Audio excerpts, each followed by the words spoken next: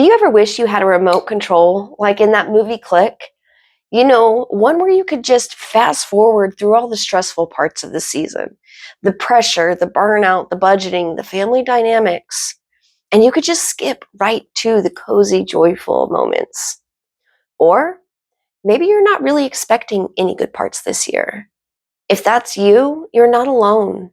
This time of year brings with it a lot. Shorter days, longer to-do lists, complicated family patterns, emotional exhaustion, and that quiet sense of, I just don't feel like myself. Let's talk about why that happens and how we can move through it with a little more ease and a sense of self, even when the days are darker. Hello, friend, and welcome to Torches, Yoga, and Mindfulness. I'm Lauren, and I'll be your coach.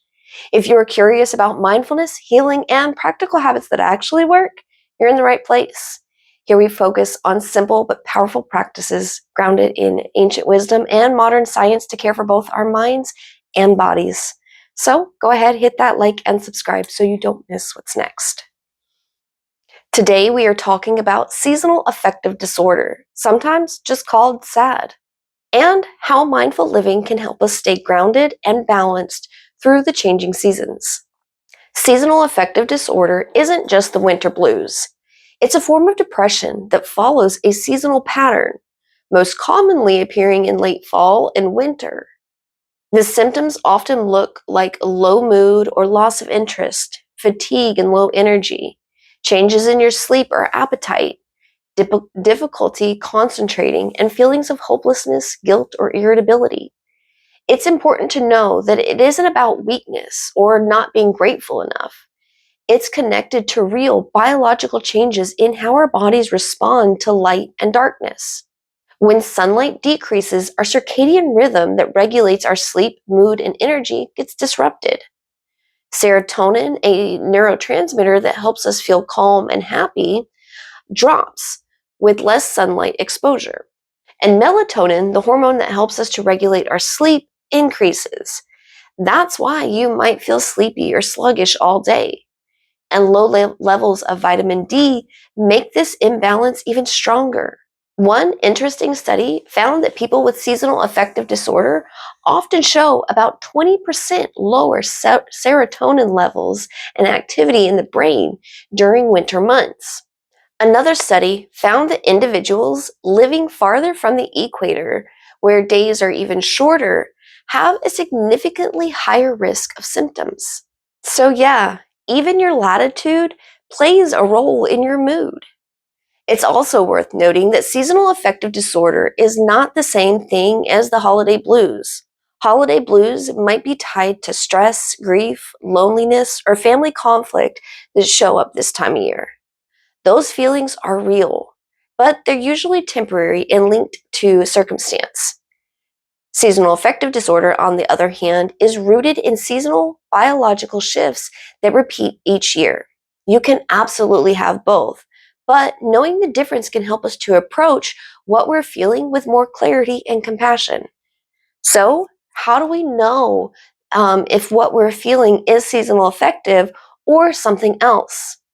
Pay attention to your patterns. Do you notice your energy dipping around the same time each year? Do you find yourself wanting to isolate or oversleep, or craving more sugar or carbs as winter sets in? Another important sign, if you start losing interest in things that usually lift you up, like hobbies, exercise, or social time, that's a clue that your body and your mind may be signaling imbalance, not just burnout. And this awareness is the first step to shifting it. Friend, please, if thoughts ever drift to self-harm, please reach out to someone, even me, if you think you have no one else. But for now, let's talk about how we can move through this season with more of a sense of self and from a place of calm. These practices will not only support you to get through the season, but they will help you to reframe our perspective, because mindfulness doesn't mean we pretend everything's fine. It means we notice what's true and meet it with care and no judgment. First on my list is light exposure. Try to get outside within the first hour of waking or the first hour after sunrise if you're up before dawn. Even just for 10 minutes, morning light hits specialized receptors in our eyes that send signals to our brain's internal clock, helping reset our circadian rhythm. That natural rhythm controls everything from energy, sleep, digestion, and mood. When our body gets light early in the day, it triggers serotonin production and suppresses melatonin, so you feel more awake and balanced. If it's dark and cloudy where you live, there are light therapy boxes that mimic natural light, and studies have shown that 20 to 30 minutes of light therapy each morning can reduce symptoms in most people within the first week or so. All right, friend, gentle daily movement or breath work can be really helpful to get our blood pumping to help us feel less sluggish. Even just 5 minutes of some light yoga stretches will help stimulate circulation and increase oxygen to our brain. This boosts our endorphins, which are natural mood elevators.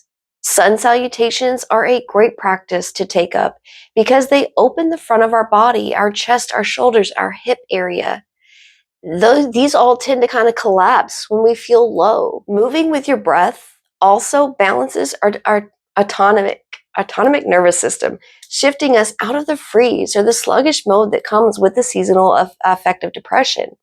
And practices like breath of fire energize the body by increasing oxygen exchange, raising our heart rate slightly, and stimulating the solar plexus, our energetic center linked with vitality and willpower. If it's too cold to spend time outside, or maybe you live in a big city and nature is just out of reach, bring nature into your home. Our nervous system naturally calms in the presence of plants. Studies show that even one houseplant can reduce the stress hormone levels by up to 30%. That's a lot. Textures, scents, and color tones from the natural world help reconnect our sensory system to cues of safety and life, a subtle but powerful way to reawaken our body's innate rhythm, even when winter dulls it. So open the blinds, water a plant, sit near a window. Even that counts as mindful grounding. Our nutrition is something else we can keep in mind to support ourselves through seasonal affective disorder. The chemistry of our mood actually starts in our gut. That's why we get hangry sometimes. Not saying we can't have any of the sweet treats or comfort foods that come with this time of year, but keeping them in moderation and considering supporting our body with foods rich in vitamin D and omega-3 fatty acids can improve how our brain uses serotonin and dopamine. Foods like eggs, mushrooms, milk, and even yogurt are great vitamin D sources. And complex carbohydrates like oats or whole grains can help tryptophan, the amino acid that becomes serotonin, reach our brain more efficiently. This isn't about a strict diet.